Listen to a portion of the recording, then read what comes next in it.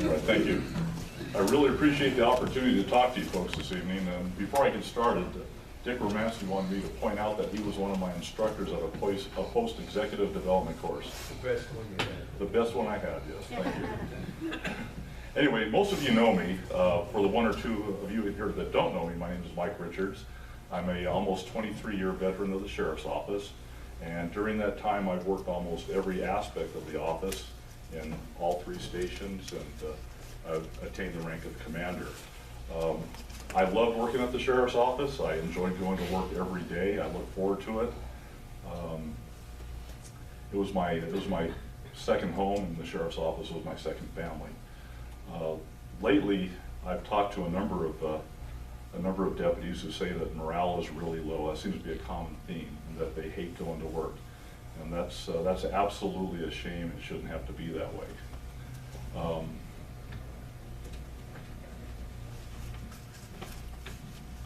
In talking with you, I suppose I could go into some of my platform issues, and ideas and solutions on how to deal with fiscal responsibility, narcotics, gang violence, and ag theft, and even all the issues surrounding the jail. But I think what I want to talk to you about is what is important to you, and what will help you do your jobs better and make you happy going to work. I know that everyone here got into this job or in this line of work for all the right reasons. As your sheriff, I would understand that the primary responsibility of the Sheriff's Office is public safety and the operation of the jail. So in that regard, probably one of the first things I would do would try to repair the adversarial relationship between the deputies and the administration. And what that would probably do is, when people are happy, they're more productive, they do better work, better quality work, and so it's a win-win for everybody. Further, I would want to establish an open door policy and have more meetings and more consistent meetings with the DSA. I think that's going to be key to mending those relationships. One of the major issues for me is binding arbitration, and I believe in it 100%. And I think in my time as an internal affairs sergeant and later as a commander in professional standards, I've got a unique and keen insight to the binding arbitration issue. And I don't know why we don't have it. And the reality of the way it works now with our situation being non-binding is arbitrators that come to a non-binding venue such as the Monterey County Sheriff's Office, they know and they understand that their recommendations or their advisory decisions are not important. They don't really matter because they know that the administration will do whatever they want to do, and they know that the Board of Supervisors will support them. And so what ultimately happens is they'll look at this as an opportunity to balance their win-loss records on their resume so they can get better and more jobs elsewhere. And that's not good. Binding arbitration is objective for both sides. It's better for the employee, it's better for the department. In my time in IA, I've seen a number of cases where a deputy has had binding arbitration and he's rightfully won that arbitration, and only to have it the department rule against it and then have the Board of Supervisors uphold it. And I've seen it go the other way too. So binding arbitration would be the number one thing that I would want to do for the DSA, and that in turn would also save a lot of money. I would also like to, I think I mentioned I wanted to have an open door policy. The other thing that concerns me is the contract negotiations. I understand that currently, when the DSA is in contract negotiations, the representative for the Sheriff's Office is a civilian who looks at the fiscal bottom line of everything, and sits on the side of the table with the county. The way it's supposed to be is that the sheriff or his designee is a person who's supposed to be an impartial third party, and they're supposed to be looking out for the best interests of the deputies, the best interests of the department, and the best interests of public safety. as your sheriff, I will look out for the best interests of the deputies in contract negotiations and not look for the best interests of the county or their bottom dollar. I don't know how many of you remember the first couple of staff meetings when Scott Miller took office. In the first 2 or 3 weeks, he held staff meetings for sergeants and above, and I think some of you here were there. One of the things you probably remember him saying is, I don't have any friends in this department. The only friend I have here is Jim Colangelo. Well, I want to tell you that every one of you here is my friend, and if I'm your sheriff, I will treat you that way. Thank you. Okay. Do you have the questions, or would you like me to ask you the questions, or do you have the questions that we sent to everybody? I do. Okay. If you want, you can go ahead and read them off and then let them know what you're answering, or if you want, I can ask you the questions. It's your choice. Well, the first question has to do with the counties wanting to remain status quo with the budget, but we're looking at a $2.5 to $3.5 million shortfall. And what are we going to do about it to fill the gap and solve this dilemma? Well, we've seen bigger shortfalls than that. $2.5 to $3.5 million. I mean, it's a lot of money to you and me, but in the entire budget scheme, it's not a whole lot of money. And I think that could be addressable with some simple fiscal responsibility. Just looking at how money's being spent and then spend it wiser, evaluate how we're spending money. That gap could be closed very, very easily. Example, the current administration has spent a fortune on outside contractors to do legal work, investigations, handle grievances, and those kind of things.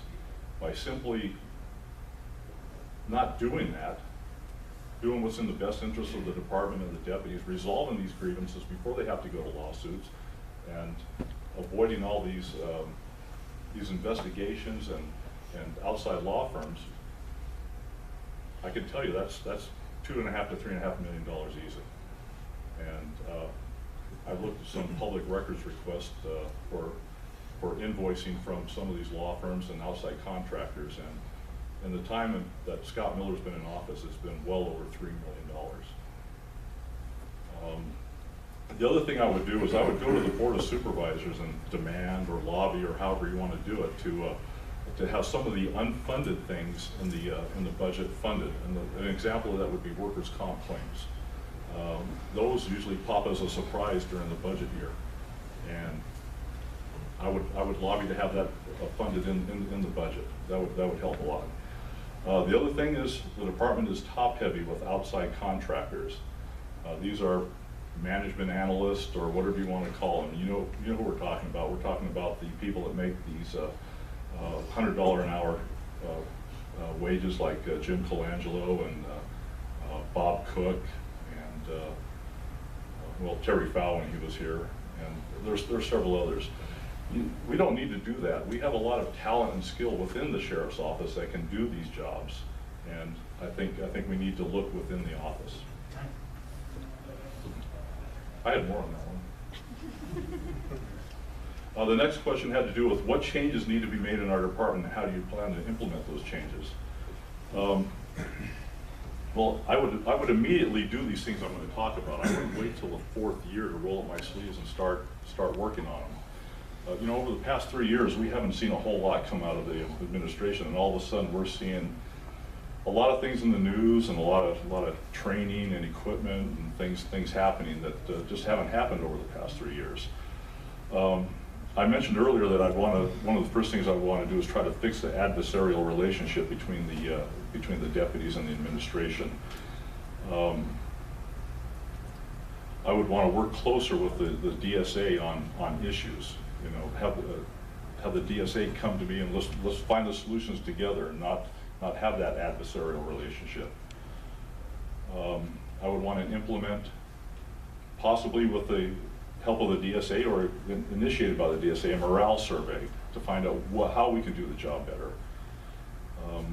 I want to inform all the employees of what's going on. I remember a few years ago that Nancy Cuffney used to put out these EMT notes, executive management team notes, every week. I would want to start doing that again. And honestly, I don't know if that's going on right now or not, but I last remembered that it wasn't.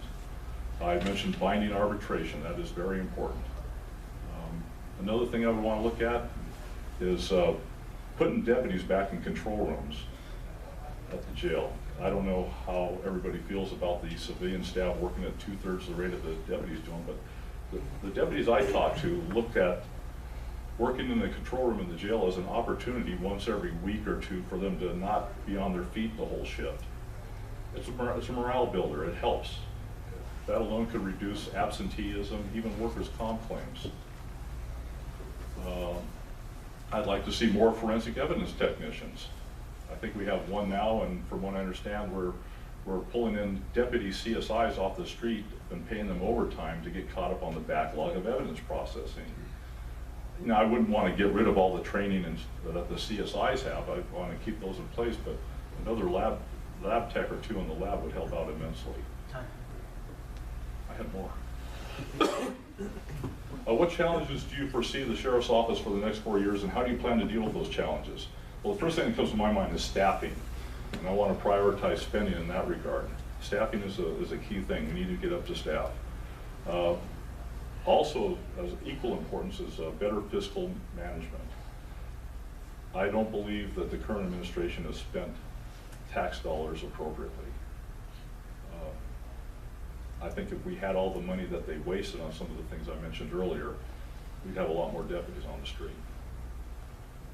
I'd like to repair the public perception of the Sheriff's Office. It's been damaged, and they need to know that they can have confidence in the Sheriff's Office. I'd like to have more meetings with the DSA, an open door policy, and focus primarily on the primary responsibilities of the sheriff, which are public safety and operating the jail. And here's the big thing: succession planning. In the past few years, we've lost decades, if not a couple of 100 years of law enforcement experience. Not only law enforcement experience, but industrial knowledge of how the Sheriff's Office runs. And in its place, we've had a number of people hired from the outside contractors and vendors, or whatever you want to call them, management analysts. And the Sheriff's Office has a lot of very highly qualified, talented, and skilled individuals. And I think we need to pull from that pool of individuals. And I think, even though I know that there have been some promotions recently, I think shunning that talent has hurt morale as well. Time? 10 more seconds, but no, it's fine.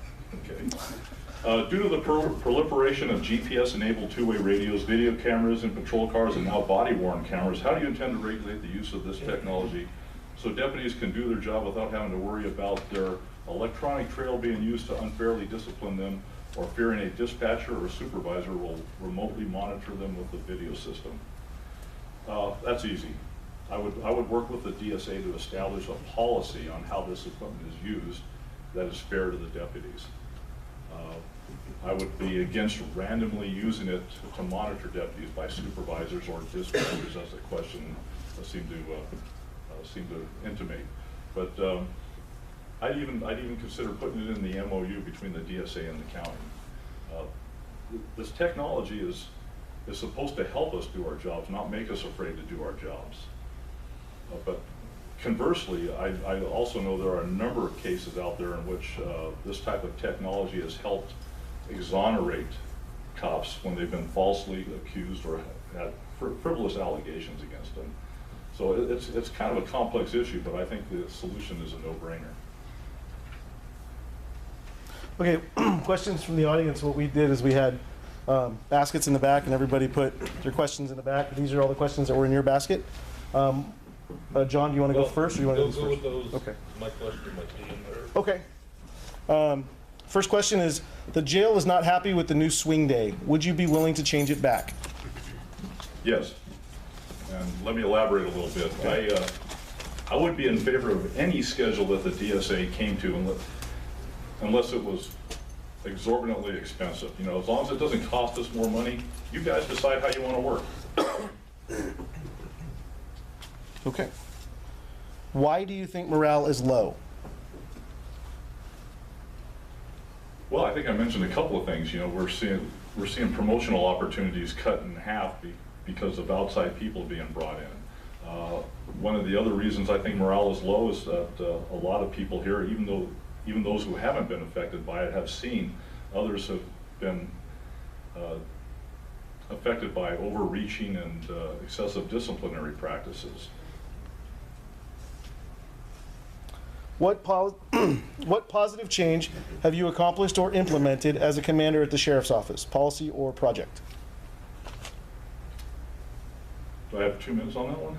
Yep. You still got 9 minutes. You still got 9 minutes in this section, so. You know, I'm proud of a lot of my accomplishments. I'll try to remember them, but one of the things I'm very proud of is I was the Sheriff's Office representative to the Office of Emergency Services when they did their winter storm preparedness plan. So I wrote the policy on evacuations and roadblocks based on our department manual policy on that. In fact, I even updated our department manual policy on that, and that was a good experience.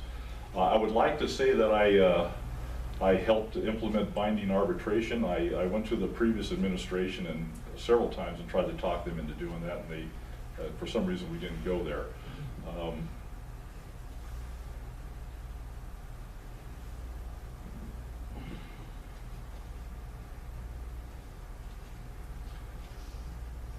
I can't think of much else right now. Okay. A sergeant was demoted for violating a policy that didn't exist and was never proven. You said later that you didn't agree with the discipline and would reverse it if elected. If that's the case, why did you sign off on the investigation as a commander of internal affairs? Without knowing the specifics of the case, I can't really say what that one's about. Is that what you are claiming happened to you? It's not my question. Actually, I can expand on that if you need to have any more information. I was demoted for a policy that didn't exist and it wasn't proven. I won my arbitration. Before that, or after that, you came to me at the range and said that if you were elected, that you would make me whole again. And you didn't agree with what happened to me. Which is great. And by the way, I like everything you've said so far, and you are a friend of mine. Okay. As a friend, I'm going to ask you, if you say one thing, that something else happens, we're used to that. That happens all the time. That's what we don't want to happen again. But you're telling us, or you're telling me, you didn't agree with what happened. However, you signed off on the investigation. I believe I signed off on forwarding it forward. However, what you should understand is I wasn't there when that investigation handled, and I know that you think that I was oversaw that investigation. I was in the coroner's office when that case was being investigated. I forwarded it with my signature. I didn't agree with it. And something else I don't agree with is that when certain internal affairs cases went to the administration and the administration didn't agree with the outcome of it, they would send it back and have you revise it till they did agree with it. And that's one of the issues we were faced with. But getting back to your particular case, yours is one of the examples I was thinking of. If we had binding arbitration, this wouldn't be an issue. John, you have a question? With my news line of work, I'm in the jail quite a bit. And with the overcrowding issues and officer safety issues, do you have any plans in mind to implement to make the jail a better place, a safer place? Historically, the last several sheriffs, the jail's always been the red-headed stepchild. Well, a couple of things I see for safety in the jail is I've talked to a couple of defense attorneys that have mentioned this to me, and of course I know that from working in the jail as well. Somehow the inmates on the older doors and the older pods have a way of tripping the locks on those things to where they could go in and out of them at will. And I don't think that's been fixed yet, has it? No, but it's being denied by command staff. Okay, well, you know, we're talking about your safety, because if you're working in the pods and you go into one of them and so only one person is supposed to be out and all of a sudden 3 or 4 people come out, that's your safety, and your nearest backup's going to be, what, 3-4 minutes away? That's a problem. And whatever it would cost to update, retrofit those doors with better locks is worth every penny of it. The other issue I see in the jail as far as safety is the visiting rooms, the attorney visiting rooms, they've got these chairs that aren't bolted to the floor.